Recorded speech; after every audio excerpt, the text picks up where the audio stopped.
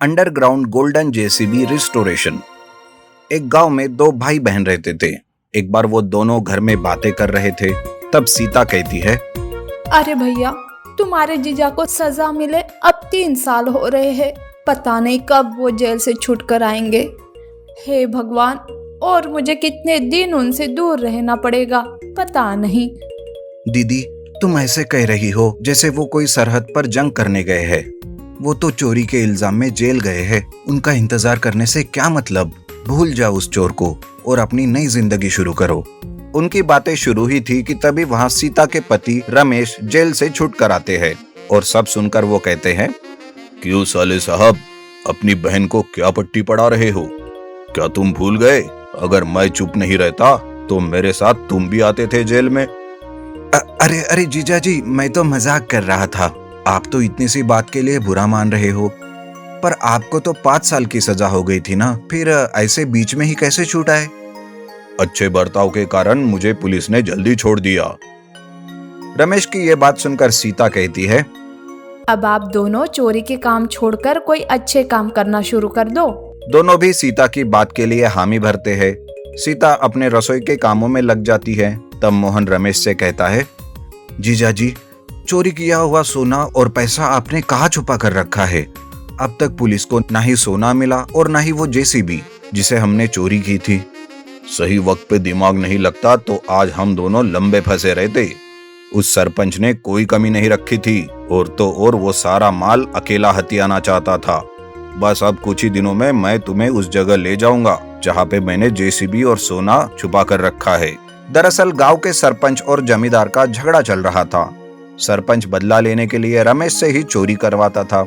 ऐसे ही एक चोरी करने के बाद सरपंच की नीयत अचानक बदल गई। उसने सोने की लालच में रमेश को फंसाने की कोशिश की। अब रमेश जेल से छूट कर आया था, पर तभी भी सरपंच की नजर उस पर ही थी। सरपंच सोचता है, रमेश पर अच्छे से नजर रखनी होगी।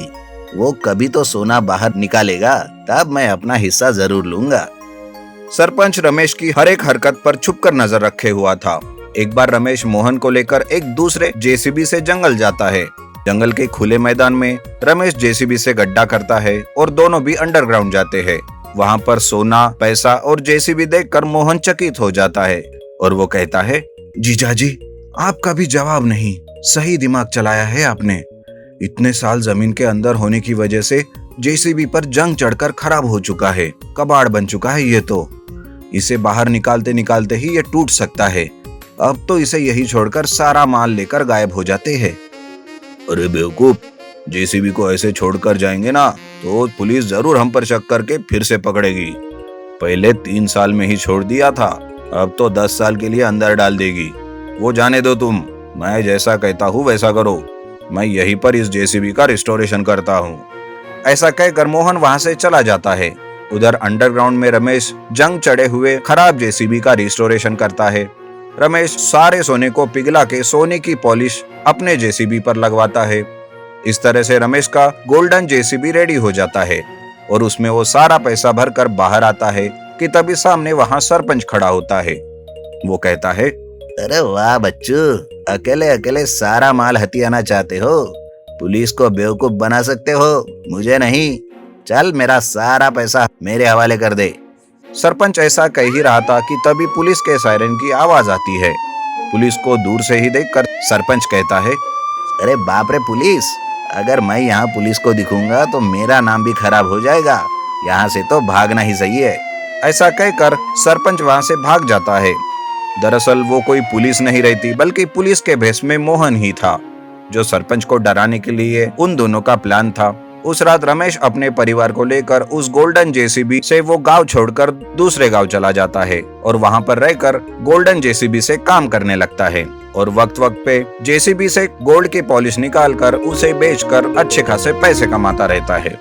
Underground supermarket thief. नाचाराम नाम के गांव में राहुल और राजू नाम के 2 दोस्त रहते थे। राहुल दिल का और मन का बहुत अच्छा था, लेकिन राजू लालची और खुरापाती करने वाला इंसान था। दोनों का एक सुपरमार्केट था। दोनों मिलकर उसे कुछ महीने पहले ही चलाने लगे थे। उनके सुपरमार्केट को बहुत अच्छा रिस्पांस भी मिल रहा था, लेकिन कोरोना बीमारी की वजह से कुछ महीनों से कुछ खास रिस्पांस नहीं मिल रहा था। ये देखकर राजू कहता है, अरे राहुल, 4 महीने हो गए, हमारे सुपरमार्केट से कुछ खास इनकम नहीं हो रहा। अरे राजू, किसी भी धंधे को शुरू करने के बाद ऊपर नीचे होता ही रहता है। अब ये बीमारी नहीं होती तो सब कुछ ठीक होता। कुछ दिन इंतजार करो, सब ठीक हो जाएगा। क्या कहा?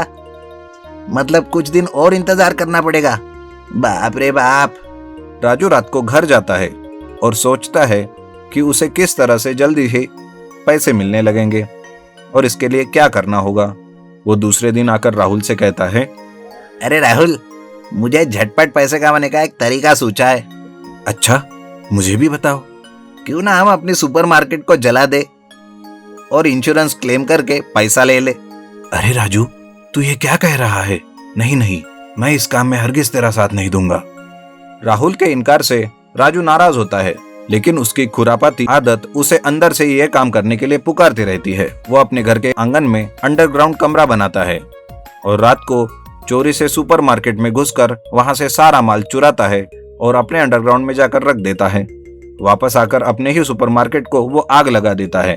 दूसरे दिन जैसे ही ये खबर राहुल को पता चलती है, राहुल राजू से कहता है, सच सच बता राजू, ये काम क्या तूने ही किया है?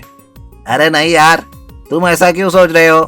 अगर मैं ये करता तो बताओ मेरा सारा माल कहाँ रखता। कुछ ही दिनों में इंश्योरेंस के आदमी राहुल से बात करने आते हैं, लेकिन राहुल राजू के बारे में कुछ नहीं बताता और कहता है, ये आग लगी नहीं है सर जी, किसी ने लगाई है और इस बात का मैं खुद पता लगा लूंगा। राहुल की यह बात सुनकर इंश्योरेंस एजेंट कहता है, आप जो भी करेंगे वो ठीक है, लेकिन इस बात की हमें जानकारी देनी ही पड़ेगी। आप समझे ना राहुल जी? ऐसा कहकर वो इंश्योरेंस एजेंट चले जाते हैं। इधर राजू पर नजर रखते रखते राहुल को काफी दिन हो जाते हैं, लेकिन उसे कुछ भी पता नहीं चलता। फिर एक दिन उसके ही दोस्त प्रशांत के पास उसके सुपरमार्केट की एक चीज दिखती है।